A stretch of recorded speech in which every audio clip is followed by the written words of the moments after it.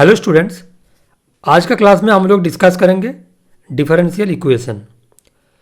तो मैं पूरा डिफरेंशियल इक्वेशन को एक समराइज व्यू से बताऊंगा।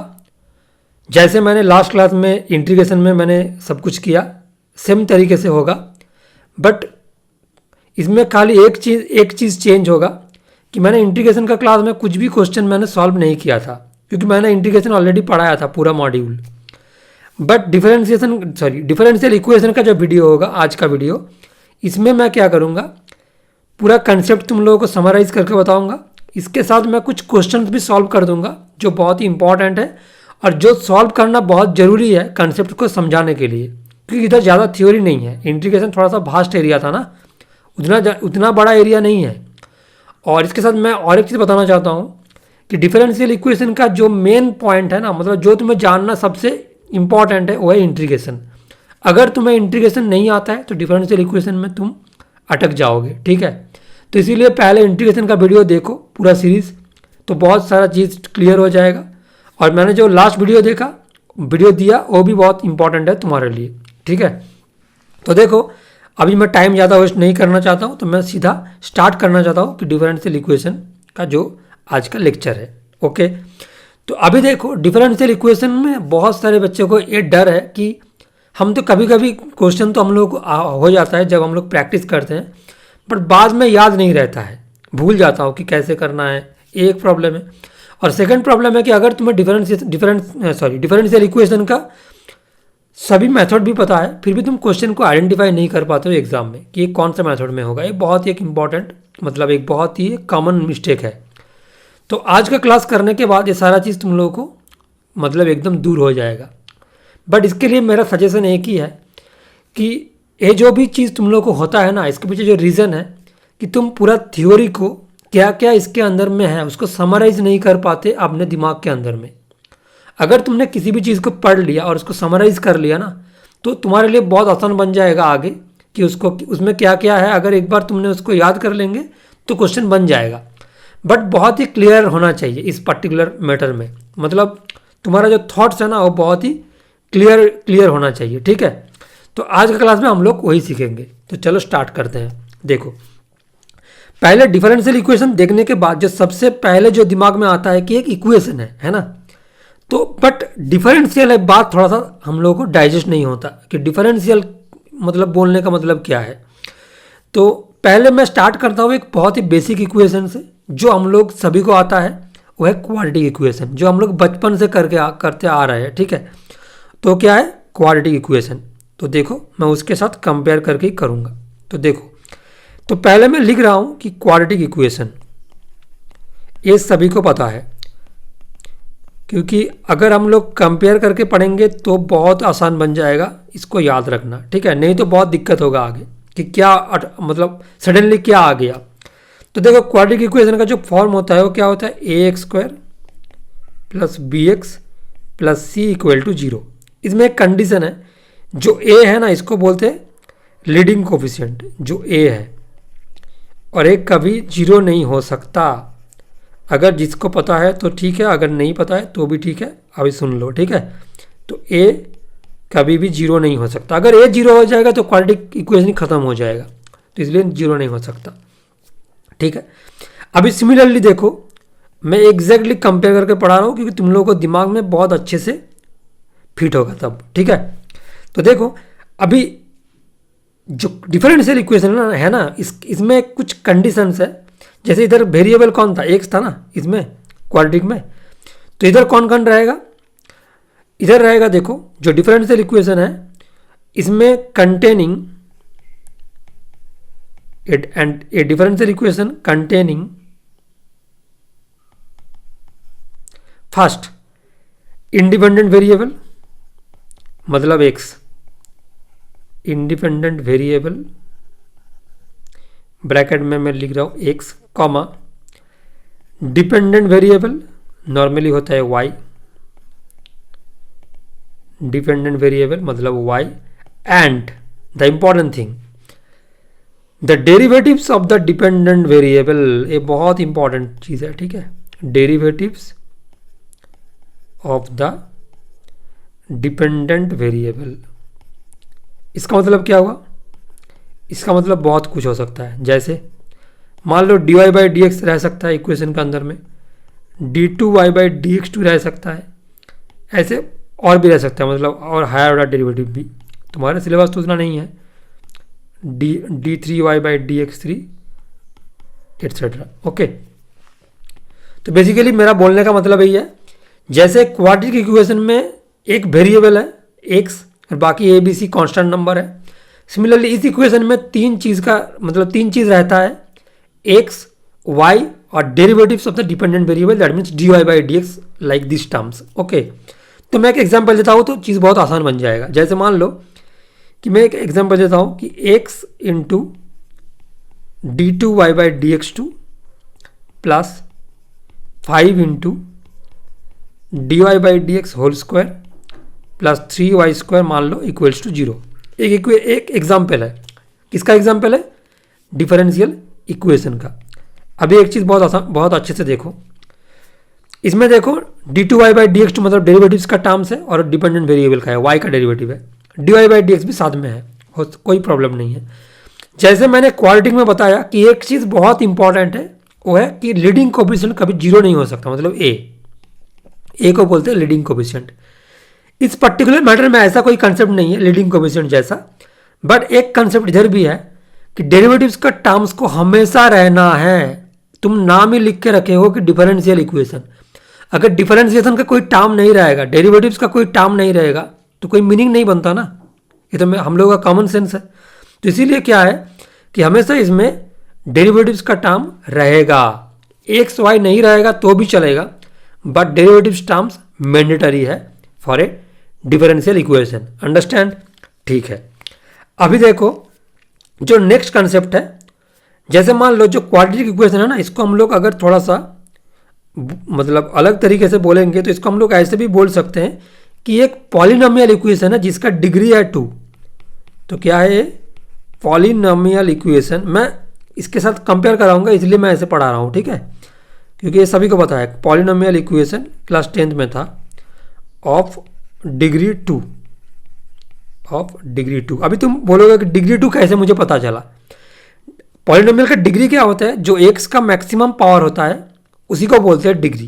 तो इसका एक्स का हाईएस्ट पावर क्या है? इधर 2 है, तो इसलिए ऑटोमेटिक 2 हो गया, ठीक है। अभी सिमिलर कंसेप्ट इधर भी है, जैसे मैंने अभी बताया ना कि पॉलिनोमियल के लिए इधर भी सेम कंसेप्ट है, और एक इसके साथ अलग चीज़ जुड़ जाएगा, उसका नाम है ऑर्डर। इधर ऑर्डर नहीं था, तो इधर नेक्स्ट कंसेप्ट क्या है? ऑर्डर। मैं कलर चेंज कर देता हूँ क्योंकि इंपॉर्टेंट कंसेप्ट है, इधर से क्वेश्चन पूछेगा।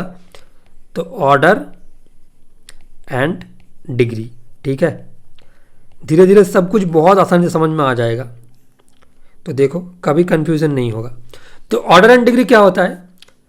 ऑर्डर एंड डिग्री होता है अगर एक तुम्हारे पास डिफरेंशियल इक्वेशन है, जैसे मैंने एग्जांपल दिया इधर एग्जांपल, ठीक है, इसमें जो डेरिवेटिव्स का टर्म मैक्सिमम ऑर्डर में है उसी को बोलते हैं उसका ऑर्डर, मतलब जो हाईएस्ट ऑर्डर डेरिवेटिव क्वेश्चन के अंदर में दिया हुआ है। जैसे मान लो इस पर्टिकुलर को जो एग्जांपल मैंने दिया है, इस एग्जांपल नंबर 1, इसमें मैक्सिमम कितना बार डेरिवेटिव हुआ है? y को 2 बार, d2y by d x two है ना इसके अंदर में, तो इसका डिग्री क्या होगा, सॉरी ऑर्डर क्या होगा? 2, ठीक है। तो ऑर्डर को हम लोग कैसे डिफाइन करते हैं, मैं एक बार लिख देता हूँ। Highest order derivative appearing in the equation. वो मैं उतना नहीं लिख रहा हूँ, जस्ट तुम लोगों को समझाने के लिए, ठीक है। तो जो हाईएस्ट ऑर्डर तुम्हारे इक्वेशन के अंदर में रहेगा उसको बोलेंगे ऑर्डर, और डिग्री क्या होगा? जो हाईएस्ट ऑर्डर जो है उसका माथे में जो होगा, मतलब उसका पावर में, ठीक है, तो उसको क्या बोलते हैं? डिग्री और power of the highest order derivative. तो इसमें क्या होगा? देखो इसके ऊपर में कुछ नहीं है, मतलब मैं ऐसा मान सकता हूँ ना, देखो इसके पावर में कुछ नहीं लिखा है, मतलब 1 लिखा है, तो इसका डिग्री क्या होगा? ये ऑर्डर जो मैंने अभी लिखा 2, और डिग्री हो जाएगा तुम्हारा 1। तो डिग्री को मैंने डिफाइन कैसे किया? हाईएस्ट पावर है ना, मतलब sorry not highest power, power of the highest order derivative. तो इसको ऐसे लिखो, पावर और डिग्री भी बोलते हैं, ठीक है। Power of the highest order derivative, ठीक है। अच्छा, अभी मैं जितना पढ़ा रहा हूं ना, इसमें से ए वाला कंसेप्ट बहुत इंपॉर्टेंट है कि ऑर्डर एंड डिग्री क्या होता है, इधर से क्वेश्चन पूछेगा। अच्छा, इससे पहले मैं एक चीज़ और बताना चाहता हूं। मैंने पूरा डिफरेंशियल इक्वेशन को 3 पार्ट में डिवाइड किया। तो मैं अभी जो पढ़ा रहा हूं ये है पार्ट 1। आगे मैं पार्ट 2 और पार्ट 3 में भी आऊँगा। तो ये पार्ट 1, जिसमें मैंने क्या किया, पहले तुम लोगों के सामने डिफरेंशियल इक्वेशन क्या होता है उसको इंट्रोड्यूस किया, और उसके बाद मैंने एक कंसेप्ट पढ़ाया जिसका नाम है ऑर्डर एंड डिग्री, ठीक है। तो ऑर्डर एंड डिग्री हम लोग को हो गया। तो अभी हम लोग क्या करेंगे, हम लोग 2-3 सवाल कर लेंगे, जो मतलब इसका जो जितना वेरिएशन है वो 3 सवाल ही है, जो 3 वेरिएशन है। तो मैं 3 सवाल अभी कराऊंगा, तो तुम लोगों को पूरा आइडिया क्लियर हो जाएगा। बहुत जल्दी जल्दी मैं क्वेश्चन सॉल्व कर देता हूँ, ठीक है। तो देखो, तुम लोगों को क्या करना है, ऑर्डर एंड डिग्री फाइंड करना है। जैसे क्वेश्चन नंबर 1 मैं ऊपर में लिख देता हूँ, find the order and degree, ठीक है। तो एक इसका निकालना है, नंबर 1, क्वेश्चन नंबर 1 ऐसा दिया हुआ है, 1 प्लस dy/dx होल स्क्वायर, और ये जो पूरा है to the power 2/3 equals to 2 into d2y/dx2, इतना ही है। तो ये मेरा क्वेश्चन है, और इसको क्या फाइंड करने बोला, ऑर्डर एंड डिग्री। तो देखो क्या करना है, हमेशा जब भी तुम ऑर्डर एंड डिग्री निकालोगे ना, तो एक चीज़ बहुत अच्छे से दिमाग में रखना, जो डिफरेंशियल इक्वेशन गिवन है, ये तो एक डिफरेंशियल इक्वेशन है जो दिया हुआ है, मैं शॉर्ट में इसको डी लिख रहा हूँ। डी का मतलब क्या है, डिफरेंशियल इक्वेशन, ठीक है। बार बार इतना कौन लिखेगा। तो जो डिफरेंशियल इक्वेशन गिवन होगा ना, उसके अंदर में जो भी टर्म, डिफरेंशिएशन का जो टर्म है, मतलब उसको डेरिवेटिव कोफिशिएंट भी बोलते हैं, ठीक है। उसको क्या बोलते हैं, डेरिवेटिव कोफिशिएंट। तो जो भी टर्म रहेगा ना डिफरेंशिएशन का, उसका पावर में कभी भी फ्रैक्शनल पावर या रेडिकल पावर नहीं रह सकता। जैसे इधर 2/3 है ना, मतलब तुम ऐसे मान लो कि तो उसके ऊपर में कोई फ्रैक्शनल पावर नहीं रह सकता। उसको पहले हटाना होगा, उसके बाद देखना होगा कि उसका ऑर्डर एंड डिग्री क्या होगा। अभी अगर तुम जांच करोगे तो इसका ऑर्डर क्या होना चाहिए, 2, और डिग्री होना चाहिए 1। कैसे, क्योंकि इसका हाईएस्ट ऑर्डर तो इधर ही है ना, देखो मैं मार्क करके दिखा रहा हूँ, और इसके पावर में कुछ नहीं है, मतलब 1 है। तो ऑर्डर होना चाहिए 2 और डिग्री होना चाहिए 1। बट एक गलत है, क्योंकि अभी इसके ऊपर में रेडिकल है, मतलब तुम्हारा फ्रैक्शनल पावर है, तो उसको रिमूव करना होगा पहले। तो उसको रिमूव करने का प्रोसेस क्या है, उसको रिमूव करने का प्रोसेस यही है कि पहले तुम एक काम करो, पूरा इक्वेशन को क्यूब कर दो, ठीक है। तो अगर तुमने क्यूब कर दिया तो क्या होगा, देखो। अच्छा, मैं क्वेश्चन को तो इसमें लिख दिया, नेक्स्ट टाइम से मैं इसको अलग कलर से लिखूंगा जो क्वेश्चन है। तो इसका क्या होगा, 1 प्लस dy/dx होल स्क्वायर। अब ये होल 2 हो जाएगा, क्योंकि क्यूब कर दिया तो 3 कट गया, और 2 इसका हो जाएगा 2 इंटू d2y/dx2, ये पूरा का होल क्यूब, ठीक है। नहीं तो मैं एक लाइन दिखा देता हूँ तुम लोगों के लिए, अच्छा होगा। देखो, अभी कुछ डाउट नहीं आना चाहिए। नेक्स्ट देखो, इसके बाद तो इधर से मैं अगर इसको क्यूब कर दूंगा तो मतलब उसका पावर तो थोड़ा सा चेंज हो जाएगा। तो देखो कुछ ऐसे हो जाएगा, dy/dx whole square to the power 3 और 3, मतलब 2/3 ऐसे आएगा ना, इंटू 3, तो कट जाएगा, और ये हो जाएगा 8 इंटू d2y/dx2 होल क्यूब। अब इधर से देखो 1 plus dy/dx whole square to the power 2 equals to 8 into d2y/dx2 whole cube. अभी तुम लोग मुझे बताओ, लेफ्ट में तो कोई हाईएस्ट ऑर्डर का टर्म नहीं है, क्योंकि जो हाईएस्ट ऑर्डर है वो तो राइट में ही है ना। तो इसको बेकार में खोल के टाइम वेस्ट करने का कोई जरूरत नहीं है, उसका होल स्क्वायर खोल के। तो इसका ऑर्डर क्या होगा, जो हाईएस्ट ऑर्डर क्या है, डेरिवेटिव 2 है, और उसके सर पे कौन है, डिग्री, मतलब पावर, वो है 3। तो देखो पहले तुम लोग सोच रहे थे कि इसका डिग्री होगा 1, बट अभी क्या हो गया 3। इसको खोलने का क्यों जरूरत नहीं है, बहुत सारे स्टूडेंट सोचेगा कि इसको होल स्क्वायर में क्यों मैंने नहीं खोला, क्योंकि तो हाईएस्ट ऑर्डर जो है वो तो राइट में है, और उसके पावर को में हम लोग देखेंगे ना, तो लेफ्ट को खोल के क्या फ़ायदा, बेकार में टाइम वेस्ट होगा, ठीक है। तो इसका था यही कंसेप्ट। चलो आते हैं नेक्स्ट, फटाफट और 2 क्वेश्चन कर लेते हैं। तो नेक्स्ट देखो नंबर 2, ये थोड़ा सा ट्रिकी क्वेश्चन है। इसका भी सेम है, ऑर्डर और डिग्री निकालना। D y by d x plus 2x into d x by d y equal to 3y। मैंने थोड़ा सा सोच समझ के क्वेश्चन को थोड़ा सा बनाया कि तुम लोगों को पूरा कंसेप्ट क्लियर हो जाए इसको करने के बाद। मतलब तुम एग्जाम से पहले अगर इसको करके जाओगे तो बहुत आसानी से तुम एग्जाम में कर पाओगे, ठीक है। तो देखो इसमें क्या है ना, इसमें देखो d y by d x का टर्म भी है और d x by d y का भी टर्म है, दोनों एक साथ में नहीं रह सकता, किसी एक में कन्वर्ट करना होगा, इधर d y by d x में या तो d x by d y में, नहीं तो तुम डिग्री और ऑर्डर नहीं निकाल सकते, ठीक है। तो पहला तुम्हें यही करना है। बात समझ में आ गया? चलो देखो कब क्या करेंगे हम लोग। तो इसको मैं d y by d x ही छोड़ दिया। अभी मैं इसको ऐसा लिख सकता हूँ ना कि 2x by d y by d x equal to 3y। तो इसका आंसर क्या आ जाएगा? आप इसको एलसीएम करेंगे तो d y by d x नीचे आ जाएगा, तो ऊपर में हो जाएगा d y by d x whole square plus 2x equal to 3y। अब इसको क्रॉस मल्टीप्लाई कर दो तो काम बन जाएगा। तो d y by d x whole square plus 2x equal to 3 into y into d y by d x. अभी देखो एक डिफरेंशियल इक्वेशन आ गया ना, ठीक है। अभी एक डिफरेंशियल इक्वेशन आ गया, राइट में 0 होगा ऐसा कोई बात नहीं है, तुम उसको ऐसे भी छोड़ सकते हो या तो इसको लेफ्ट में शिफ्ट करके भी लिख सकते हो, कोई प्रॉब्लम नहीं है। तुम लोग चाहते हो तो मैं इसको लेफ्ट में शिफ्ट करके भी लिख सकता हूँ, इक्वल्स टू 0।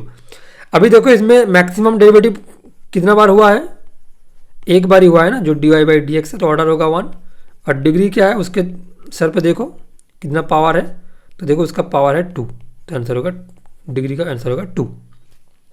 ये बहुत ही एक अच्छा सवाल है, इसमें बहुत सारा स्टूडेंट गलती करेगा।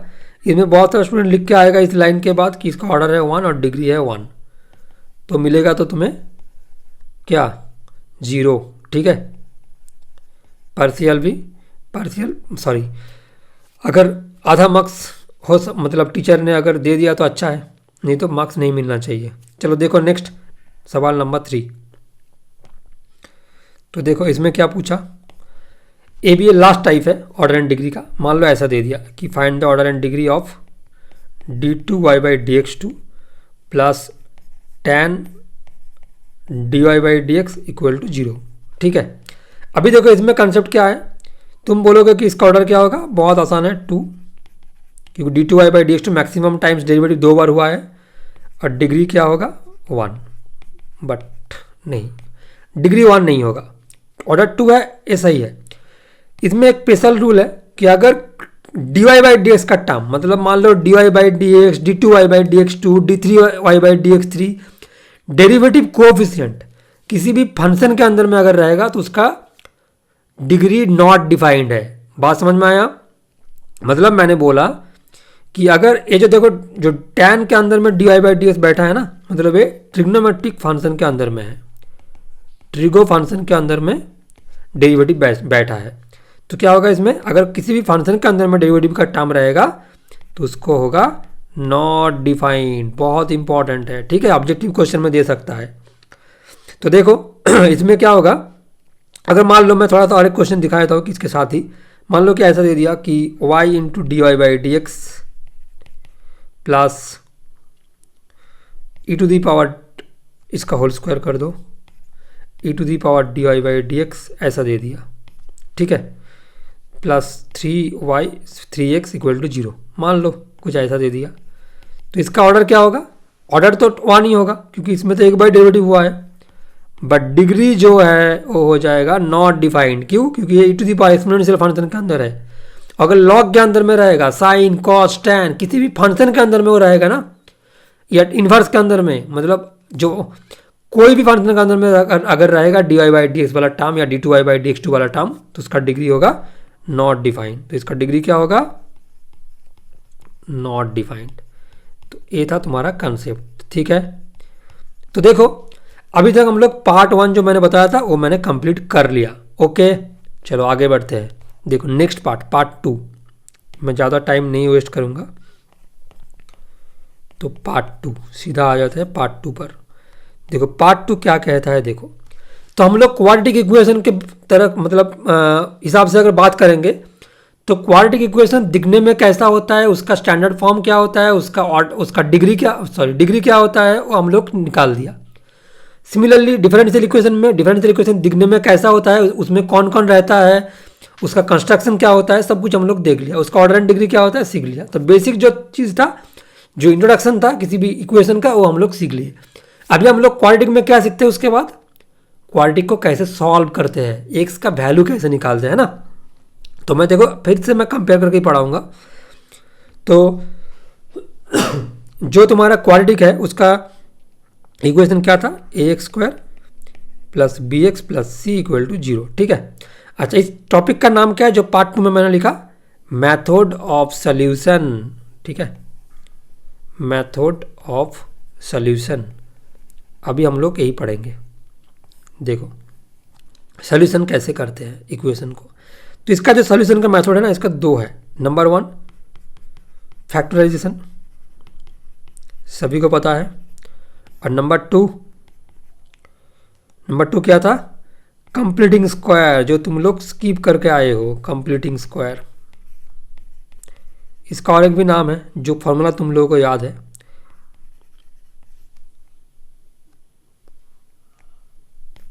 सीदर्स फार्मूला। जो सीदर आचार्य का फार्मूला होता है ना, वो सबसे बड़ा वाला फार्मूला जो तुम लोगों को बिल्कुल पसंद नहीं है, x equal to minus b plus minus root over b square minus 4ac by 2a। ये तो अभी सबको याद आ गया। ठीक है। और फैक्टराइजेशन के अंदर में क्या है, इसके अंदर में 2 मेथड होता है। एक होता है मिडिल टर्म, और या तो कुछ आइडेंटिटी यूज करके, मतलब एल्जेब्रिक आइडेंटिटीज। मिडिल टर्म सबको पता है, बट एल्जेब्रिक आइडेंटिटीज का मतलब क्या होता है, ए स्क्वायर माइनस बी स्क्वायर वाला फार्मूला और ए क्यूब माइनस बी क्यूब वाला फार्मूला, ऐसे। ठीक है। तो समझ में आ गया, क्योंकि मुझे एक आइडिया देना था, क्योंकि आइडिया नहीं रहेगा तो तुम लोग समझ नहीं पाओगे बहुत आसानी से, क्योंकि हम लोग ऑलरेडी पढ़ के आए हैं तो हम लोग को आइडिया है इसके बारे में। ठीक है। बट डिफरेंशियल इक्वेशन में बात कैसा है देखो, इसको अच्छे से देखो। तो इसका कंपैरिजन कैसे होगा, देखो। तो डिफरेंशियल इक्वेशन जो है, मैं इसको डी से लिख रहा हूँ, मतलब डिफरेंशियल इक्वेशन। इसका जो मेथड ऑफ सॉल्यूशन है, इसमें 3 मेथड आता है। ठीक है। इसमें जैसे उसमें 2 आया था ना बेसिकली, तो इसमें कितना आया, 3 क्या क्या है। First variable separation method, variable separation. Book में वेरिएबल सेपरेबल भी लिखा रहता है, तो कोई बात नहीं, दोनों सेम ही है। तो variable separation method. Number 2 homogeneous differential equation. Number 3 linear differential equation. D मतलब डिफरेंशियल इक्वेशन। ठीक है, समझ जाना। तो ये 3 है। ठीक है। तो हम लोग को 3 पढ़ना होगा, और ये तीनों ही इंपॉर्टेंट है। बट अभी तुम लोग को ये चीज़ समझ में आ गया हम लोग क्या करने जा रहे हैं। ठीक है, ये बहुत इंपॉर्टेंट सवाल। ऑब्जेक्टिव हमेशा क्लियर होना चाहिए कि हम लोग क्या करने जा रहे हैं। ठीक है। हम लोग डिफरेंशियल इक्वेशन का एक सोल्यूशन निकालने जा रहे थे, जैसे हम लोग क्वाड्रेटिक में एक्स का वैल्यू निकाले थे, इधर हम लोग ऐसे ही कुछ निकालेंगे। ठीक है। तो देखो, मैं अभी धीरे धीरे क्या करूँगा, एक एक मेथड का क्वेश्चन मैं लूँगा और उसका सॉल्व कराऊंगा और दिखाऊंगा कि मेथड कैसे काम करता है। क्योंकि इसका अगर हम लोग सीधा थियोरेटिकल पढ़ेंगे तो उतना अच्छा नहीं फील होगा। ठीक है। क्योंकि एग्जाम्पल के थ्रू पढ़ेंगे तो थोड़ा सा आसान बन जाएगा। तो देखते हैं आज का पहला सवाल, मतलब वेरिएबल सेपरेशन मेथड में पहले पढ़ाऊंगा। ठीक है। तो अभी इसका सवाल मैं करूँगा। हर एक सेक्शन का मैं 2-2 सवाल कराऊंगा। लीनियर डिफरेंशियल इक्वेशन का मैं 3 कराऊंगा, बट होमोजेनियस का 2 और वेरिएबल सेपरेशन मेथड का भी 2। ठीक है। तो आते हैं आज का फर्स्ट सवाल पर। देखो, इसका नंबर 1 मैं जल्दी जल्दी क्वेश्चन लिख देता हूँ। इसमें क्वेश्चन क्या है कि सॉल्व, मतलब बहुत कुछ लिखा रहेगा, solve the find the general solution of the differential equation, ऐसे लिखा रहेगा। तो बेसिकली सॉल्व करने बोला है। ठीक है। तो solve 1 plus x into 1 plus y square d x plus 1 plus y into 1 plus x square d y equal to 0। तुम्हें क्या करना है, इसको सॉल्व करना है। देखो, जो नाम है ना वेरिएबल सेपरेशन, इसमें इस नाम में तुम्हें बता रहा है कि तुम्हें क्या करना है। पहले जो भी तुम्हें डिफरेंशियल इक्वेशन का क्वेश्चन मिलेगा पहले d y by d x आँख बंद करके निकाल लेना, ठीक है। क्योंकि अभी देखो मैं वेरिएबल सेपरेशन का क्वेश्चन करा रहा हूँ, तो तुम लोगों को थोड़ी देर बाद समझ में आ जाएगा कि वेरिएबल सेपरेशन ऐसे ऐसे होता है। उसके बाद मैं होमोजेनियस पढ़ाऊंगा, उसके बाद लीनियर डिफरेंशियल इक्वेशन पढ़ाऊंगा। बाद में जब मैं क्वेश्चन में दिखूंगा तो तुमको कैसे समझ में आएगा कि ये कौन सा टॉपिक का क्वेश्चन है। तो एक बहुत इंपॉर्टेंट है ना, एग्जाम में तो लिखा नहीं रहेगा कि तुमको पूछेगा कि बताओ कि इसको लीनियर डिफरेंशियल इक्वेशन का क्वेश्चन है, ऊपर में लिखा रहेगा solve this linear differential equation question, ऐसा तो नहीं लिखा रहेगा ना। तुमको समझना होगा अपने आप से पढ़ के क्वेश्चन को। तो ये चीज़ बहुत ही इंपॉर्टेंट है, चैलेंजिंग भी है। तो इसीलिए पहले से हम लोग को तैयारी होना चाहिए कि इसको हम लोग कैसे ट्रैगल करें एग्जाम पे, ठीक है। तो देखो, तो इसको पहले ट्रैगल करना आना चाहिए। तो हम लोग क्या करेंगे, पहले लिखेंगे कि d y by d x क्या होगा। तो मैं जो लेफ्ट में है इसको ऐसे लिख रहा हूँ 1 + y into 1 + x square d y, और जो फर्स्ट टर्म है उसको राइट में ले जा रहा हूँ। तो 1 + x 1 + y square d x, ठीक है। अभी देखो, जो x का टर्म है उसको अलग करेंगे और जो y का टर्म है उसको अलग करेंगे। तो लेफ्ट में dy है तो dy के साथ में y वाला टर्म को डालूंगा, और राइट में dx है तो उसके साथ में डालूंगा x वाला टर्म को। तो देखो, क्या मैं ऐसा लिख सकता हूँ? हाँ, मैं बिल्कुल लिख सकता हूँ dx। देखो, जो मैंने स्टेप किया ना, ये बहुत इंपॉर्टेंट है। अगर मैं dy बाई डी एक्स में dy by d x, dy का टर्म और dx का टर्म को अलग मैं लिख पा रहा हूँ, इसका मतलब ये मेथड, इस मतलब ये जो ए वाला जो क्वेश्चन है ये वेरिएबल सेपरेशन से सॉल्व होगा। इसी मेथड का नाम है वेरिएबल सेपरेशन। हम लोग वेरिएबल को सेपरेट कर पा रहे हैं, दोनों का अलग अलग कर पा रहे हैं। वाई के साथ वाई जा रहा है, एक्स के साथ एक्स जा रहा है। अगर ऐसा नहीं कर पाएंगे तब बाकी दोनों पिक्चर में आएगा, होमोजीनियस और लीनियर डिफरेंशियल इक्वेशन। आगे आगे मैं और अच्छे से बता दूंगा, ठीक है। तो अभी इस क्वेश्चन में क्या फोकस करना है कि हम लोग को क्या करना है, y के टर्म के साथ y को dy को रखना है और x के टर्म के साथ dx को रखना है, बस इतना ही करना है, ठीक है। तो अभी देखो नेक्स्ट, इधर अभी क्या करना है, इसका नेक्स्ट लाइन क्या होगा, दोनों साइड में तुमको करना है इंटीग्रेशन। तो इंटीग्रेट ऑन बोथ साइड। जब भी तुम दोनों साइड में इंटीग्रेट करोगे, क्योंकि इंटीग्रेशन एक ऑपरेटर है और हम लोग किसी भी मैथमेटिकल इक्वेशन में किसी भी ऑपरेटर को बोथ साइड अप्लाई कर सकते हैं, ठीक है। तो इंटीग्रेशन को हम लोग दोनों साइड यूज़ कर सकते हैं। बट जब भी हम लोग इंटीग्रेशन करेंगे इसके साथ एक सी ऐड कर देंगे, क्लियर। सी क्या होता है, इंटीग्रेटिंग कांस्टेंट, ओके।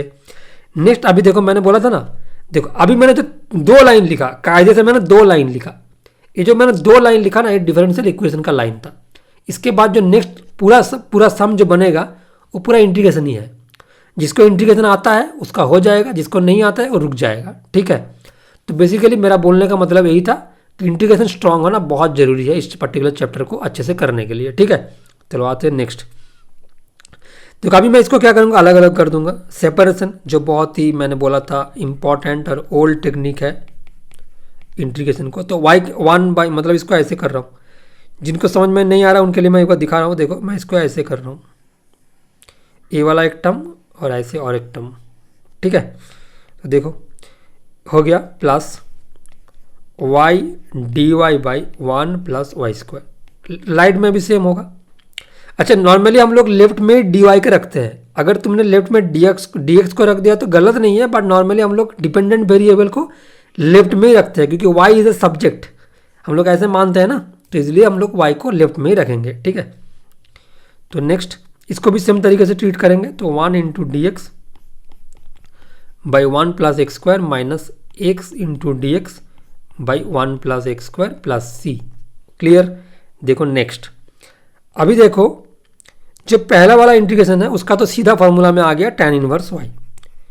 अभी जो सेकंड वाला इंटीग्रेशन है ना, इसको क्या करना है, इसको थोड़ा सा एडजस्ट करना है। एक हाफ मैं दे देता हूँ, क्योंकि मुझे पता है जो नीचे 1 + y स्क्वायर बैठा है उसका डेरिवेटिव होता है 2y, जो ऊपर में तो आधा बैठा ही है y। तो इसके साथ अगर 2 में एडजस्ट कर दिया तो एग्जैक्टली उसका डिफरेंशिएशन ऊपर में आ जाएगा और वो फार्मूला में चला जाएगा।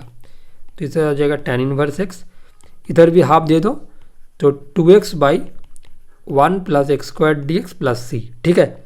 अभी मैं एक फार्मूला याद कराना चाहता हूँ तुम लोगों को। अगर integration f' by f(x) dx रहता है तो इसका आंसर होता है log mod f(x), मतलब ऊपर डेरिवेटिव और नीचे फंक्शन, ठीक है। तो अगर इसको यूज़ करेंगे तो जो सेकंड इंटीग्रल है दोनों में ही हो जाएगा, लेफ्ट में भी और राइट में भी। Half log mod 1 plus y square equal to minus tan inverse x minus half log mod 1 plus x square plus c. Clear? तो ये हो गया मेरा आंसर। अभी इसको मैं सिंप्लीफाई नहीं करूँगा, इधर ही छोड़ देता हूँ। तुम चाहो तो इसको थोड़ा सा लेफ्ट राइट में अरेंज कर सकते हो, बट मेरे लिए उतना इंपॉर्टेंट नहीं है अभी। हाँ, इधर मैं एक चीज़ बताना चाहता हूँ कि देखो इसमें एक सी रह गया ना, तो इसीलिए इस सॉल्यूशन का नाम है जनरल सॉल्यूशन। क्या नाम है इसका? जनरल सॉल्यूशन, क्योंकि c can take any values depend on the situation, तो इसीलिए और कंडीशन, इसको बोलते हैं जनरल सॉल्यूशन। सॉल्यूशन का नेचर दो टाइप का होता है, एक होता है जनरल सॉल्यूशन और एक होता है पर्टिकुलर सॉल्यूशन। क्या और एक क्या होता है, मैं लिख देता हूँ इधर ही, पर्टिकुलर सॉल्यूशन। मैंने पहले इसलिए नहीं बताया क्योंकि तब मुझे और बहुत सारा चीज़ बताना पड़ता, बट मैंने क्वेश्चन के थ्रू में एकदम तुम्हें बता दिया। तो इसको बोलते हैं पर्टिकुलर सॉल्यूशन। पर्टिकुलर सॉल्यूशन कब होगा? जब एक कंडीशन दे देगा। मान लो कि इधर कंडीशन दे दिया कि जब x 0 है तब y है 1, तो हम लोग क्या करेंगे, इस इक्वेशन में बैठाएंगे और c का वैल्यू निकालेंगे इधर से। तो कुछ वैल्यू आ गया, मान लो 3 आ गया, फिर c का वैल्यू को इधर रिप्लेस कर देंगे अल्टीमेट इक्वेशन में, तो जो आंसर आएगा वो हो जाएगा पर्टिकुलर सॉल्यूशन। आगे हम लोग ऐसा क्वेश्चन करेंगे, अभी मेरा नेक्स्ट सवाल उसके ऊपर ही है, कोई बात नहीं, ठीक है, तो समझ में आ जाएगा। बट अभी तक के लिए जनरल सॉल्यूशन समझ में आ गया ना? ठीक है, बस इतना ही। देखो ज़्यादा टेंशन लेने का जरूरत नहीं है, एकदम पूरा सब कुछ इस वीडियो में मैंने डाल दिया, ठीक है। अगर तुम लोग एग्ज़ाम से पहले इसको देख के जाओगे तो 100% रिविजन हो जाएगा, कोई भी तकलीफ नहीं होगा। देखो नेक्स्ट तो नेक्स्ट मेरा जो सवाल है मैं उसको 2 नंबर डालता हूँ कि 1 नंबर मेरा हो गया। तो नंबर 2 में मैंने क्या दिया, 1 plus e to the power 2x into d y, इसका भी सेम है सॉल्व, मैं ज़्यादा कुछ नहीं लिख रहा हूँ, सॉल्व, और plus e to the power x into 1 plus y square d x equal to 0। ठीक है, ये पहले क्वेश्चन में गिवन है। अभी देखो इसके साथ और एक चीज़ दिया हुआ है, given y equals to 1 when x equal to 0, जो मैंने अभी बताया। इन्होंने इसको क्यों दिया? क्योंकि वो चाहता है कि तुम पर्टिकुलर सोल्यूशन निकालो। क्वेश्चन में भी लिखा रहेगा find the particular solution of the given differential equation like this, ऐसा कुछ लिखा रहेगा, ठीक है। तो मतलब क्या हुआ कि पहले हम लोग जैसे प्रीवियस क्वेश्चन को सॉल्व किया ऐसे पूरा सॉल्व करेंगे, बाद में सी को निकालने के लिए कंडीशन का यूज करेंगे, और इसी सोल्यूशन का नाम होता है पर्टिकुलर सोल्यूशन, ठीक है। तो आगे आगे समझ में और अच्छे से आ जाएगा। देखो पहले तो इसको सॉल्व करना है, वही सबसे इंपॉर्टेंट पार्ट है ना। हाँ, तो देखो क्या करना है। पहले हम लोग इसको एक काम करते हैं, लेफ्ट में dy को रखते हैं और राइट में जो dx वाला है उसको ले जाते हैं। तो पहले इतना ही करते हैं, इतना तो मैंने कर दिया। अभी देखो मैं बार बार एक ही चीज बता रहा हूं कि जब तुम डिफरेंशियल इक्वेशन को ऐसे लिखने के बाद x के साथ dx वाला टर्म और y के साथ dy वाला टर्म को एडजस्ट कर पाओगे तभी वाला क्वेश्चन वेरिएबल सेपरेशन से ही होगा। अगर नहीं कर पाओगे तो बाकी दोनों से होगा। कैसे होगा वो तो मैं आगे आगे दिखाऊंगा। तो अभी देखो इसमें क्या होगा, इसमें मैं क्या सकता हूँ, d y by 1 plus y square को इधर लेकर आ गया, क्योंकि y के साथ y को रहना है, वो x के साथ तो नहीं रहेगा, ठीक है, तकलीफ होता है उसको। तो देखो minus e to the power x by 1 plus e to the power 2x dx हो गया। अभी हम लोग क्या करेंगे, जब भी x के साथ x को लिख देंगे, y के साथ y के साथ y के साथ y को, तब इसको कर देंगे इंटीग्रेट ऑन बोथ साइड। लिख देना एग्जाम में साइड में integrating on both side. Next जब भी तुम इंटीग्रेट करोगे ना तो c को डाल देना उधर ही, क्योंकि बहुत सारे कंफ्यूजन होगा कि c को कब डालना है। जब भी तुम इंटीग्रेशन साइन डालोगे दो बोथ साइड में तभी c डाल देना, एक बार ही डालना, ठीक है। Next dy by 1 plus y square, इसका आंसर क्या होता है सभी को पता है, tan इनवर्स y, है ना। अभी देखो जो राइट में बैठा है, क्या मैं इसको ऐसा लिख सकता हूँ, e to the power x by 1 plus e to the power x whole square dx plus c। अभी देखो e to the power x को हम लोग ले लेंगे t। क्यों लेंगे t? क्योंकि उसका डेरिवेटिव ऊपर में बैठा है। मैं इंटीग्रेशन सीरीज में सब्स्टिट्यूशन वाला वीडियो में बहुत बार बताया कि कैसे इंटीग्रेशन करते हैं इस टाइप का। तो e to the power x dx equal to dt, तो minus dt by 1 plus t square plus c. Okay, तो ये क्या हो जाएगा, माइनस tan इनवर्स टी, और टी बोले तो कौन है, टी बोले तो है e to the power x, बाद में लिख रहा हूँ। तो ये लेफ्ट को भी पूरा कर देता हूँ, जो है tan इनवर्स,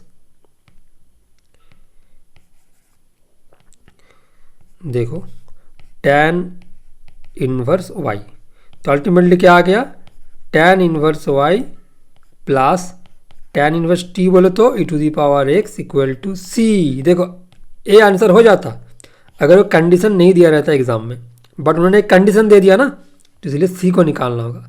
तो क्या करेंगे, उसको लिखेंगे y equal to 1 when x equal to 0, at x equal to 0 y equal to 1। तो क्या होगा, y की जगह में 1 पुट करो तो tan inverse 1 plus tan inverse e to the power 0 equals to c।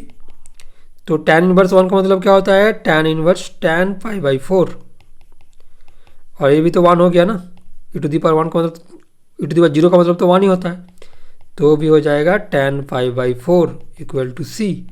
तो दोनों पाई बाई 4 बाहर आ जाएगा, क्योंकि tan इनवर्स और tan चला जाएगा, तो अल्टीमेटली इधर से आ जाएगा c equal to pi by 4 plus pi by 2, pi by 4 मतलब 45 डिग्री प्लस 45 डिग्री मतलब 90 डिग्री, मतलब पाई बाई 2, एलसीएम करके भी देख सकते हो। ठीक है, तो आ जाएगा पाई बाई 2, देख लो, तो c का वैल्यू निकल गया। तो अभी हम लोग क्या लिखेंगे, सो the required solution will be, so the required particular solution, इसको बोलते हैं पर्टिकुलर सॉल्यूशन। ठीक है, क्योंकि एक ही फिक्स्ड सॉल्यूशन हो गया ना, c का वैल्यू तो फिक्स्ड हो गया, is tan inverse y plus tan inverse e to the power x equal to pi by 2। ठीक है, ये बहुत ही एक अच्छा सवाल था, तो आई होप तुम लोगों को समझ में आ गया। चलो आते हैं हम नेक्स्ट सवाल पर, बट अभी इसका तो कोई सवाल नहीं होगा, मेरा नेक्स्ट टॉपिक होगा जिसका नाम क्या है, homogeneous equation, homogeneous differential equation. एक बहुत ही इंपॉर्टेंट टॉपिक है, पहले तो तुमको समझना है कि आया क्यों। ठीक है, चलो क्वेश्चन के साथ डिस्कस करते हैं, तो थोड़ा सा और मज़ेदार हो जाएगा। तो मैं इसको दे रहा हूँ क्वेश्चन नंबर 3। तो देखो क्वेश्चन नंबर 3 में क्या पूछा गया है, देखो इसमें मैं 2 सवाल करूँगा, बट इसमें मैं पर्टिकुलर सोल्यूशन का सवाल ही करूँगा, क्योंकि ज़्यादातर वही पूछता है एग्जाम में। तो x into d y by d x minus y plus x into cosec y by x equal to 0, इसमें क्या दिया हुआ है, given y equals to 0 when x equal to 1। ठीक है, तो ये है तुम्हारा क्वेश्चन। देखो अभी इसको कैसे सॉल्व करते हैं। देखो पहले मेरा काम क्या होगा, जैसे मुझे पता नहीं है कि ये होमोजेनियस डिफरेंशियल इक्वेशन है, तो देखो मैं कैसे करूँगा, पहले मैं D I by d x लिखने का ट्राई करूँगा। तो एक्स इंटू जो मैंने पहले सीखा है वेरिएबल सेपरेशन से, तो मैं पहले उसको ही ट्राई करूँगा ना। तो y minus x cosec y by x. अभी देखो तुम जितना मर्जी ट्राई कर लो, तुम एक्स और y को अलग नहीं कर सकते, फेविक्विक से चिपका हुआ है, ठीक है, तो उसको अलग नहीं कर सकते। इसका मतलब क्या हुआ, अगर तुम कभी भी ऐसा प्रॉब्लम फेस करोगे कि तुम x को और y को अलग अलग नहीं कर सकते, मतलब x के साथ dx को और y के साथ dy को, तब तुम समझ लेना कि तुम्हारा जो पहला मेथड था वेरिएबल सेपरेशन फेल हो गया, अभी उसका कोई काम ही नहीं है। ठीक है उसके बारे में अभी सोचना बंद कर दो। अभी हम लोगों के पास 2 ऑप्शन है, आइदर होमोजेनियस और लीनियर डिफरेंशियल इक्वेशन। अभी मैंने लीनियर डिफरेंशियल इक्वेशन नहीं पढ़ाया, मैं अभी होमोजेनियस पढ़ा रहा हूँ, तो इसका होमोजेनियस से ही होगा, बट हम लोग को एग्जाम में ऐसा सोचना होगा। ठीक है, तो देखो होमोजेनियस में क्या कंडीशन है, पहले मैं d y by d x को लिखूंगा, जो मैं पहले दिन से ही बता रहा हूँ, मतलब आज का क्लास से, क्योंकि डिफरेंशियल इक्वेशन का मैंने कोई भी क्लास नहीं करवाया, मैंने इंटीग्रेशन को बहुत अच्छे से कर दिया, और वही तुम्हारा मेन इधर का काम है। ठीक है, तो इसको ऐसे लिख सकता हूँ। अब इसको अलग अलग कर दूंगा, सेपरेशन, तो मतलब y बाई एक्स और minus x cosec y by x by x, तो एक्स एक्स कट जाएगा, तो आ जाएगा y by x minus cosec y by x. Clear, इतना तक किसी को कुछ भी तकलीफ नहीं आना चाहिए, क्योंकि मैंने बहुत ही साधारण स्टेप्स किया, जस्ट अलग अलग किया।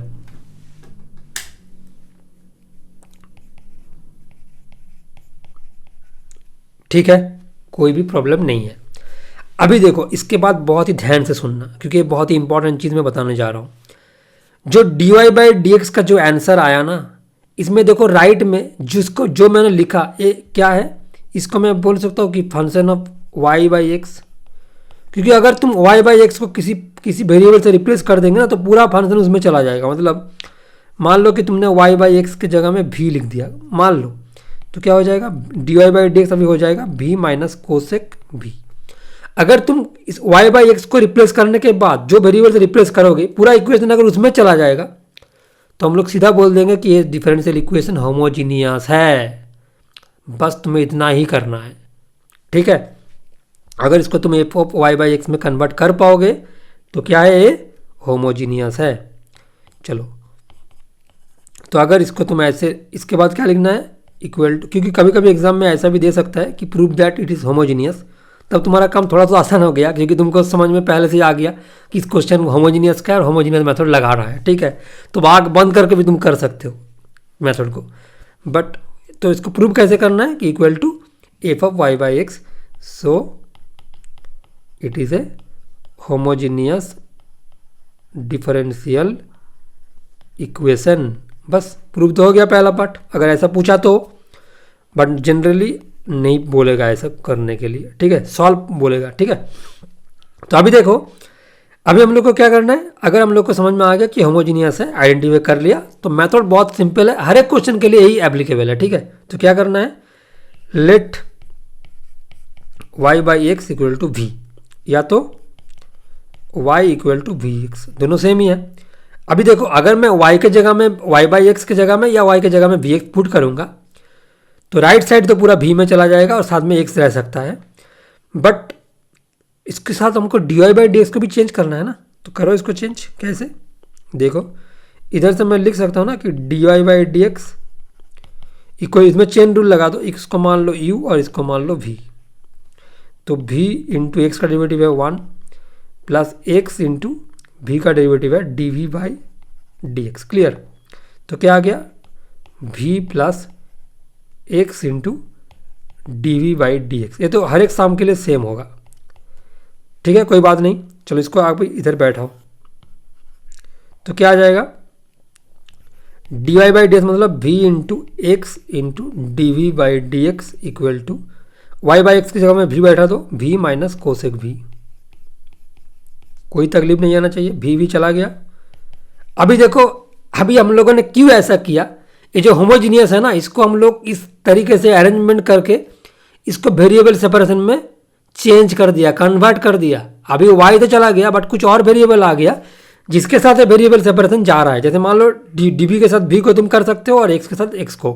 देखो अल्टीमेट हम लोग का काम वही है, वेरिएबल सेपरेशन कराना, बट बीच में कुछ प्रॉब्लम हो रहा था इसलिए थोड़ा सा कुछ मेहनत करना पड़ा, ठीक है, और वही है होमोजीनियस मेथड। देखो तो डी के नीचे मैं डाल रहा हूँ कोसेक v और इधर हो जाएगा minus D x by x. अभी इंटीग्रेट कर दो, इससे पहले इसको इंटीग्रेट कर दो, कोई तकलीफ नहीं है, प्लस सी कर दो, तो डी वी बाई कोसेक भी क्या हो जाएगा, कोसेक भी के ऊपर उठाओगे तो क्या होगा, साइन भी डी वी, और ये तो minus log mod x plus c, ठीक है। साइन बी का इंटीग्रेशन क्या होता है, minus cos b, cos b नहीं होता है और डेरिवेटिव होता है, ठीक है, और minus log mod x plus c. अभी भी बोलो तो क्या है, रिप्लेस भी तो करना है ना जिससे तुम लिए थे, y by x equal to minus log mod x plus c, ठीक है। अभी देखो cos y by x equal to minus log mod x plus c. अभी कंडीशन क्या दिया है क्वेश्चन में, देखो इधर लिखा हुआ है condition given y equal to 0 when x equal to 1, बैठाओ इसको, at x equal to 1 y equal to 0। तो अगर इसको बैठा देंगे तो क्या आएगा, minus cos 0 by 1 equal to minus log 1 plus c. Log 1 का वैल्यू क्या होता है, 0, तो c क्या आ जाएगा, माइनस 1, क्योंकि कॉस 0 होता है 1, तो c माइनस 1 आ गया। अब इस c को क्या करना है, इधर डालना है, so the required solution will be, ऐसा लिखना है, और उसके बाद minus cos y by x equal to minus log mod x minus 1। ठीक है, अभी देखो अगर इसको थोड़ा सा अच्छे से लिखेंगे तो माइनस को कॉमन ले लो तो चला जाएगा वो, तो cos y by x equal to log x plus 1 होगा आंसर। बहुत ही एक अच्छा सवाल था। ठीक है, ऐसे ही क्वेश्चन में पूछेगा एग्जाम में, नॉट क्वेश्चन में, सॉरी, एग्जाम में ऐसे ही पूछेगा।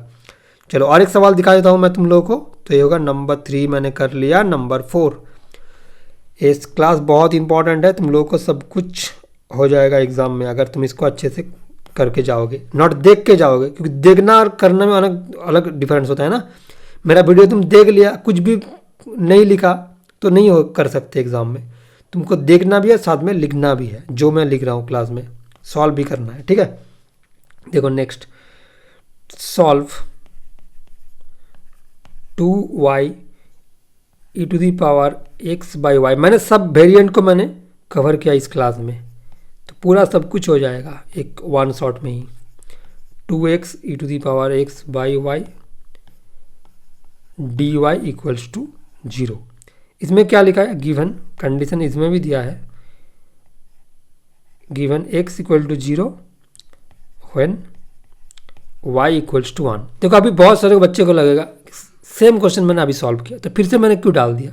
अरे भाई कुछ तो रीज़न है, इसलिए डाला, क्योंकि तुम इसको गलत करके आओगे इसलिए। ठीक है, क्या रीज़न है, देखो ये जो होमोजेनियस इक्वेशन है ना, ये y बाई एक्स किसी भी जगह में लिखा नहीं है। देखो अच्छे से देख लो पूरा इक्वेशन को, तुमको तो पहले समझ में आ जाना चाहिए कि इसमें d y by x, y by x की जगह में एक्स बाई वाई है। देखो, और जो कंडीशन है ना उसमें क्या लिखा है कि गिवन दैट, नॉट में दैट नहीं लिखा। ठीक है, तो x equal to 0 when y equal to 1, मतलब इसमें x क्या है ना, x डिपेंडेंट वेरिएबल है, y इंडिपेंडेंट वेरिएबल है। ये बहुत ही छोटा सा माइन्यूट चेंज है, बट तुम लोग को देखना चाहिए। ठीक है, जिसको आदत है देखने का उसको समझ में आ जाएगा कि दो चीज़ देख के उसको समझ में आ जाएगा कि ये y बाई एक्स फॉर्म में नहीं है, x बाई वाई फॉर्म में है, मतलब ये d y by d x में नहीं जाएगा, ये पूरा differential equation d x by d y में जाएगा। क्यों? क्योंकि d y by d x और d x by d y का एक थोड़ा सा अंतर है। जो d y by d x है ना, जो मैंने बेहतरीन कंसेप्ट है, जो मैंने स्टार्टिंग में बताया था कि differential equation containing dependent variable, independent variable and the derivative of the dependent variable. तब डिपेंडेंट वेरिएबल कौन था? y था, इसलिए d y by d x मैंने लिखा था। अभी जब इसको उल्टा कर देंगे ना तो इक्वेशन हो जाएगा d x by d y का।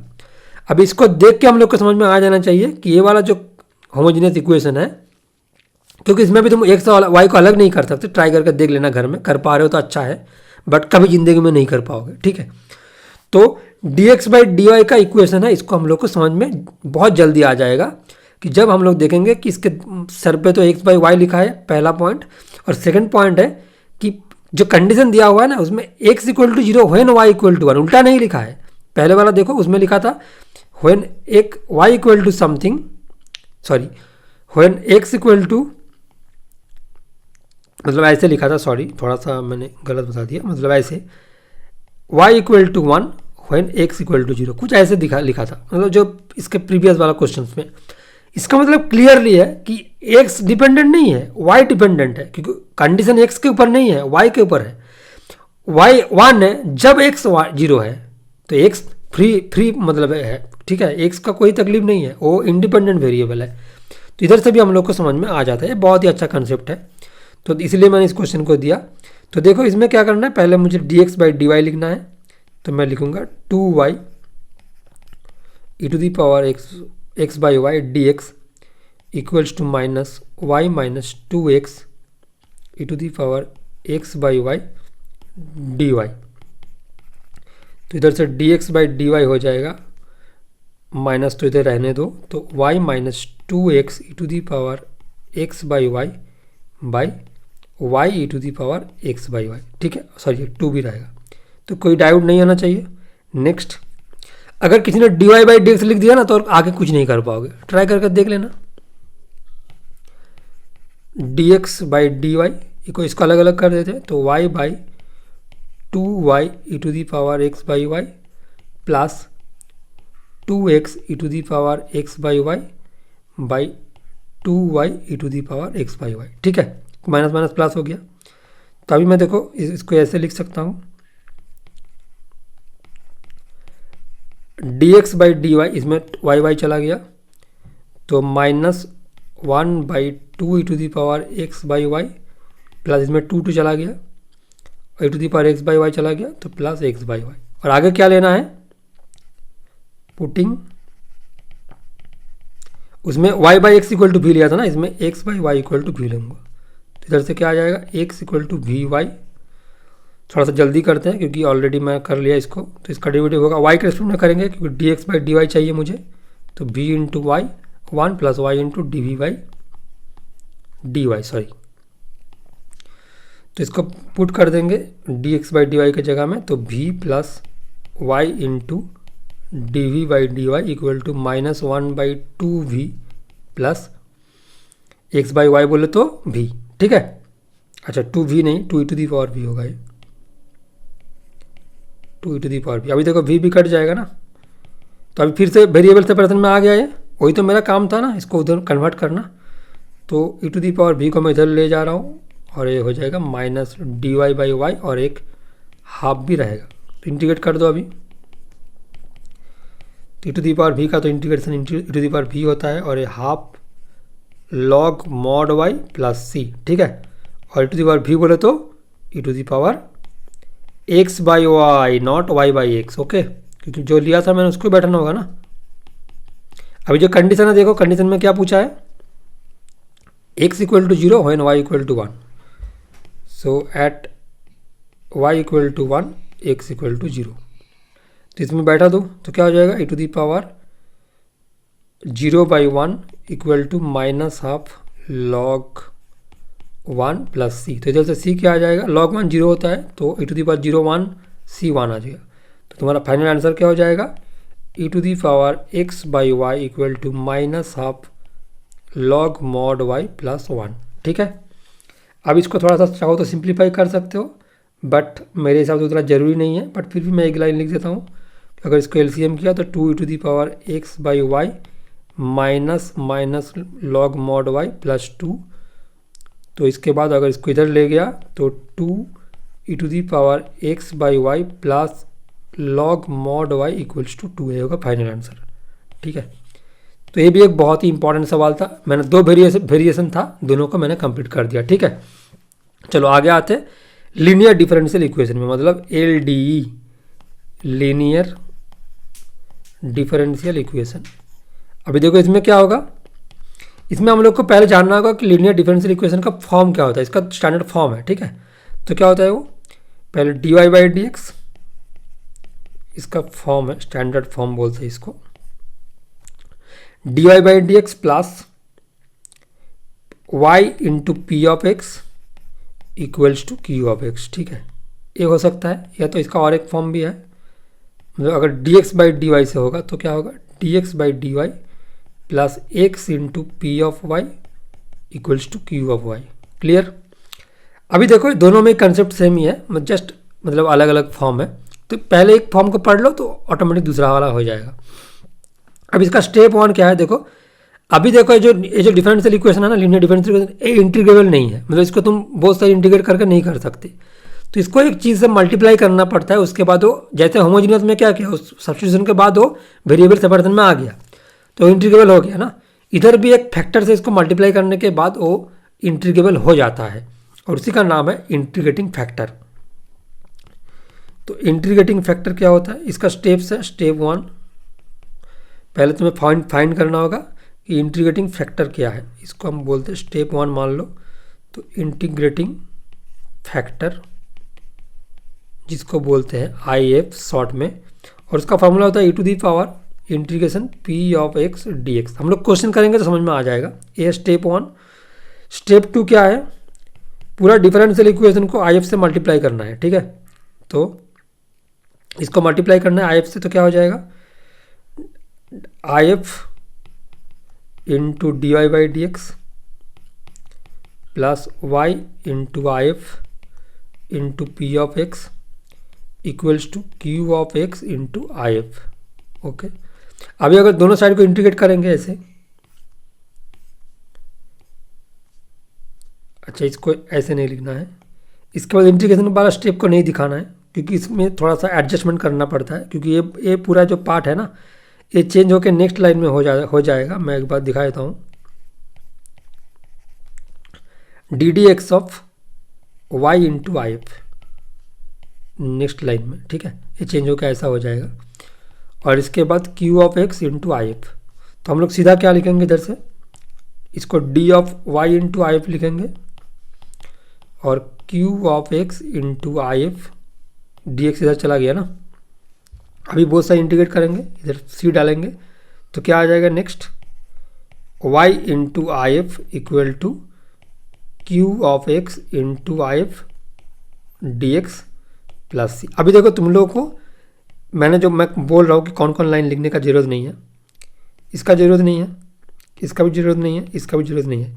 तुमको लिखना है स्टेप 2 में सीधा सॉल्यूशन, और लिखना है ए वाला स्टेप। बट मैंने समझा दिया कि कैसे कैसे आया, तुमको लिखना है डायरेक्टली ए वाला स्टेप।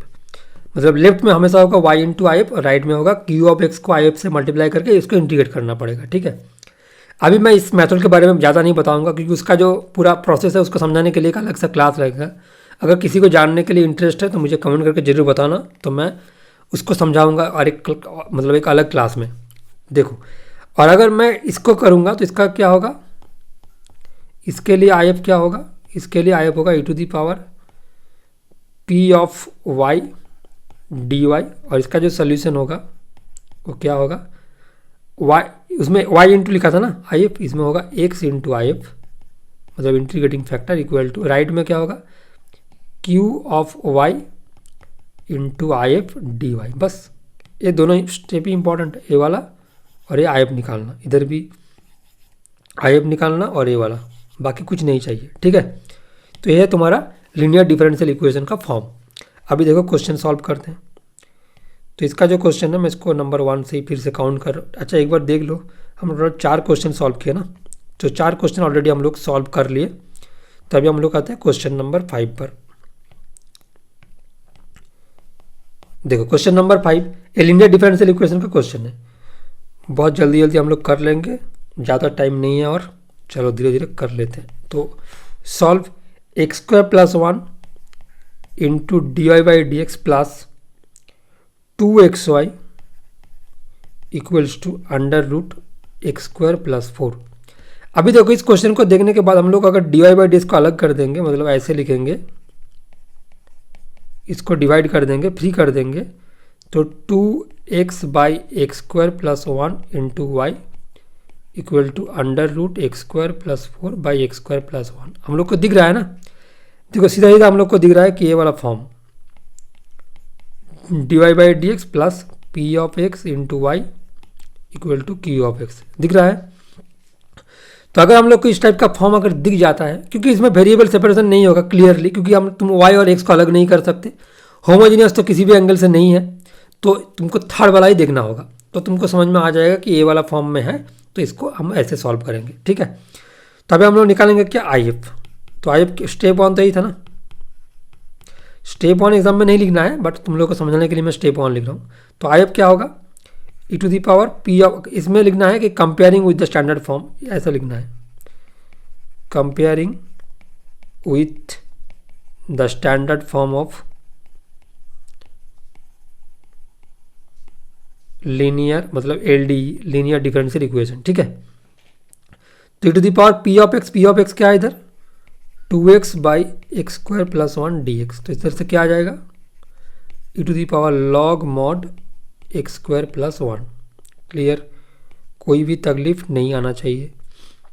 और इसमें देखो अगर लॉग के बेस में ही है तो दोनों चला जाएगा, तो नीचे आ जाएगा एक्स स्क्वायर प्लस 1। इसको मॉड देने का अभी ज़रूरत नहीं है, ठीक है, लॉग से हट गया तो मॉड देने का ज़रूरत नहीं है।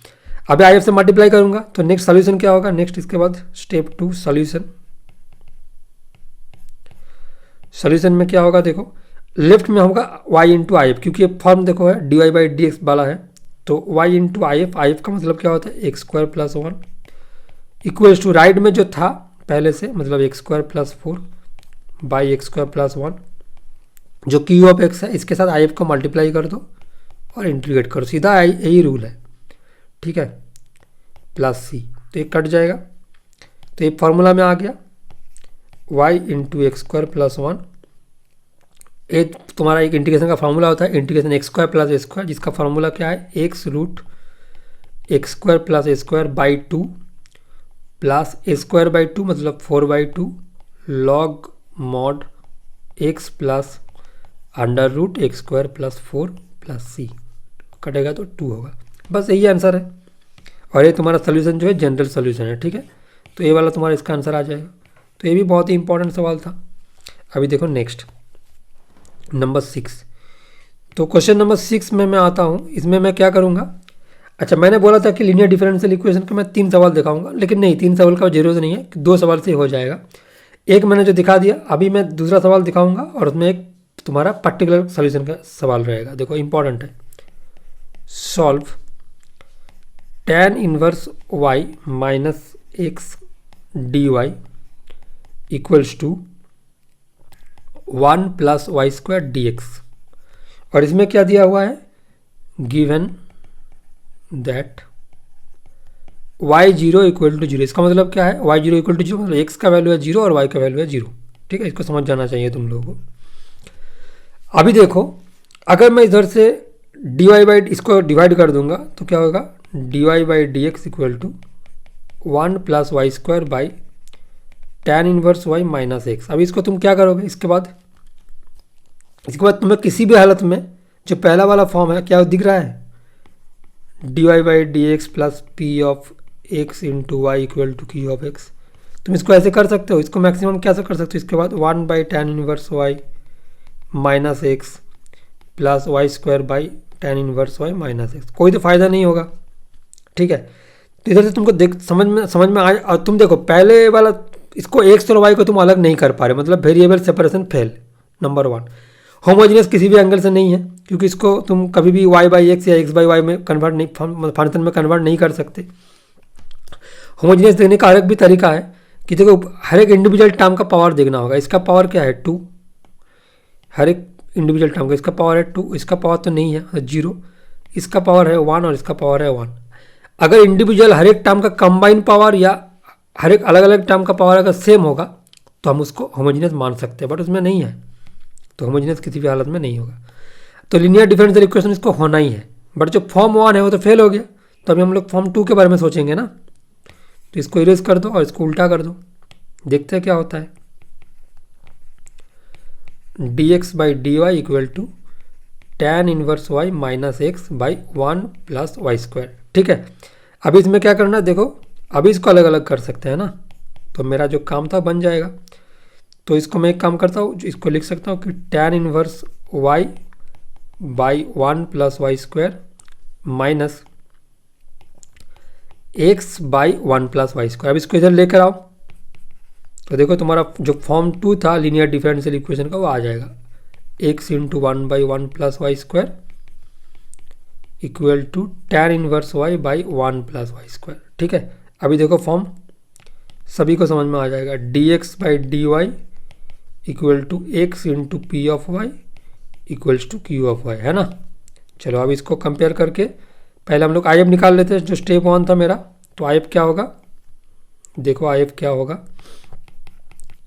आई एफ होगा e to the power P of y d y, यही तो था ना फॉर्मूला, मैं एक बार लिख रहा हूँ। तो e to the power P y क्या है, 1 by 1 plus y square d y, और इसका इंटीग्रेशन क्या होता है, e to the power tan inverse y, क्योंकि d y by 1 plus y square होता है tan इनवर्स वाई।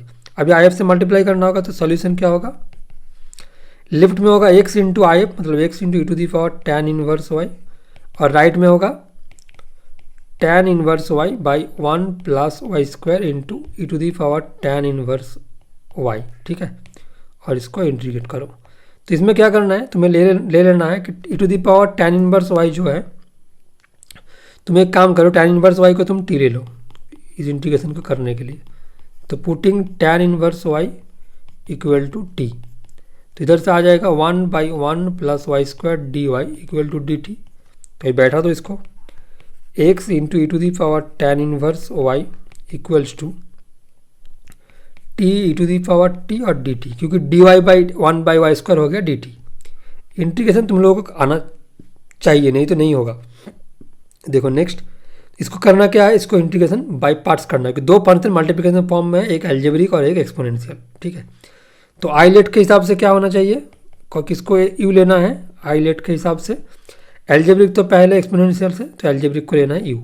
तो टी आ जाएगा बाहर, e to the power t को करना है इंटीग्रेशन, और उसका integration e to the power t होता है, बीच में डाल दिया माइनस, टी का डेरिवेटिव होता है 1, e to the power t का इंटीग्रेशन होता है e to the power t और उसका फिर डी टी, तो आ जाएगा t e to the power t और इसका इंटीग्रेशन फिर e to the power t होगा प्लस सी। तो अल्टीमेटली लेफ्ट में कौन है, x into e to the power tan inverse y, और राइट में क्या होगा, t बोले तो tan इनवर्स वाई, और e to the power t बोले तो e to the power t मतलब e to the power tan inverse y. अच्छा, इसको कॉमन ले लेते हैं तो आसान हो जाएगा, तो e to the power tan inverse y और tan inverse y -1 plus c. ठीक है, अभी देखो ये तो हो गया जनरल सोल्यूशन, तो हम लोग को ढूंढना है पर्टिकुलर सोल्यूशन, क्योंकि क्वेश्चन में कंडीशन गिवन है y0 इक्वल टू 0, मतलब x equal to 0 at x equal to 0 y भी है 0, तो क्या होगा 0 into e to the power 0 equal tan inverse y का वैल्यू 0 ही है ना, tan इनवर्स 0, तो e to the power 0 0 -1 plus c. तो देखो लेफ्ट में तो हो गया 0, राइट में हो गया 1 इंटू -1 प्लस सी, तो इधर से आ गया c इक्वल टू 1, तो मेरा c आ गया।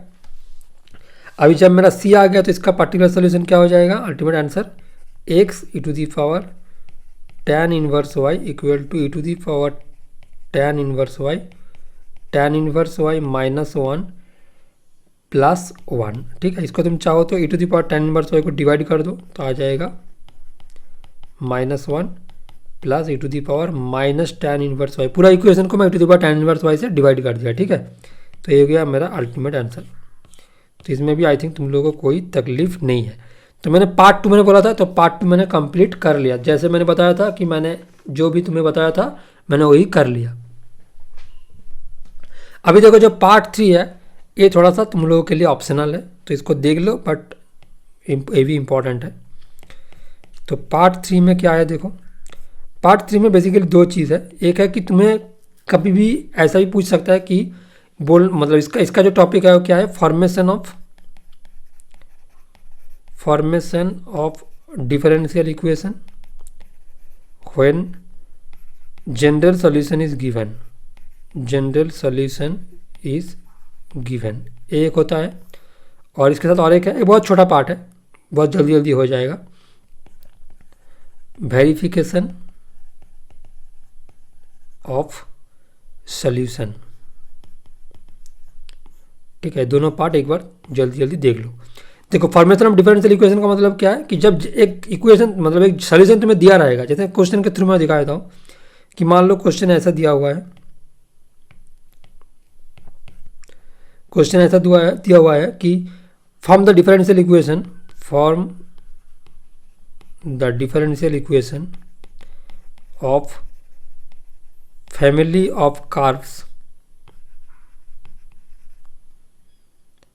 y equal to e to the power 2x into a plus b x, और इधर लिखा हुआ है where a and b are parameter, या तो कांस्टेंट भी लिखा सकता है। ठीक है, पैरामीटर और कांस्टेंट दोनों सेम ही है, तो देखो ये आर्बिट्ररी कांस्टेंट दोनों सेम ही है। तो इसका रूल क्या है, देखो ये तुम्हारा एक सोल्यूशन दिया हुआ है, इसको डिफरेंशिएट करके तुमको डिफरेंशियल इक्वेशन निकालना है, बट उसमें कंडीशन क्या है, जितना पैरामीटर रहेगा तुम उतना बार ही उसको डिफरेंशिएट कर सकते हो, और अल्टीमेट फाइनल इक्वेशन में इस दोनों को नहीं रहना है, ए और बी को, यही कंडीशन है, दोनों कंडीशन है। नंबर 1 मैं फिर से बता रहा हूँ, जितना नंबर ऑफ पैरामीटर क्वेश्चन में गिवन रहेगा तुम उसको उतना बार ही डिफरेंशिएट कर सकते हो उस इक्वेशन को, और नंबर 2 फाइनल आंसर में तुम्हारा ए और बी नहीं रहना चाहिए डिफरेंशियल इक्वेशन के अंदर में। ठीक है, तो देखो कैसे करते हैं, पहले इसको एक बार डेरिवेटिव करते हैं, तो क्या आ जाएगा d y by d x equal to u भी लगा दूंगा, तो e to the power 2x, तो इसका डेरिवेटिव है b, प्लस इसका होगा 2 e to the power 2x into a plus b x, तब कंस्टेंट है। ठीक है, अभी देखो इसको ऐसा लिख सकते हो b e to the power 2x plus जो ए वाला है ना, इसको ये क्या है, y है ना, देखो यही तो y है, तो इसकी जगह में लिख दूँ 2y। अभी देखो इसमें दो कांस्टेंट है, तो हम लोग दो बार इसको डिफरेंशिएट कर सकते हैं, तो और एक बार कर सकते हैं, तो d2y बाई डी एक्स 2 हो जाएगा 2b⁴ प्लस 2 इंटू dy/dx। अभी देखो इसके बाद आप डिफरेंशिएट नहीं कर सकते, बट प्रॉब्लम क्या है इसमें, इसके अंदर में b रहेगा, तो b को तो एलिमिनेट करना होगा ना, तो b को इधर से एलिमिनेट करो, तो b इक्वल टू क्या हो जाएगा, dy/dx minus 2y, sorry not b, पूरा b इंटू e⁴ को ही कर दो तो आसान हो जाएगा, तो b⁴ इक्वल टू ए वाला होगा, तो अब इसको रिप्लेस कर दो इधर, तो 2 इंटू, मेरा ऑब्जेक्टिव है b को निकालना, बट उसके साथ e⁴ है, दोनों सेम है, तो उसको ही रिप्लेस कर देते हैं, क्या प्रॉब्लम है, minus 2y plus 2 into dy/dx। तो फाइनल आंसर क्या आ जाएगा, d2y/dx2 इक्वल टू 2 मिल के 4 dy/dx माइनस 2y। अभी सबको एक साइड में लेकर जाओ तो दिखने में अच्छा लगेगा, तो d2y/dx2 minus 4 into dy/dx plus 2y equal to 0। तो ये हो जाएगा तुम्हारा अल्टीमेट आंसर। ठीक है, चलो आगे बढ़ते हैं, और एक ही चीज़ बाकी है, वो है वेरिफिकेशन ऑफ सॉल्यूशन। इसका मतलब क्या होता है, वेरिफिकेशन ऑफ सॉल्यूशन का मतलब, इसमें तुम लोग को एक क्वेश्चन ऐसा दिया रहेगा कि मान लो, मतलब इस सेकंड ऑर्डर डेरिवेटिव का अंदर में आ जाता है, वेरीफाई दैट, इसमें क्वेश्चन ऐसे दिया रहेगा, वेरीफाई दैट, थोड़ा सा अच्छे से लिखते हैं, verify that y equal to e⁴m sin inverse x is a solution of the differential equation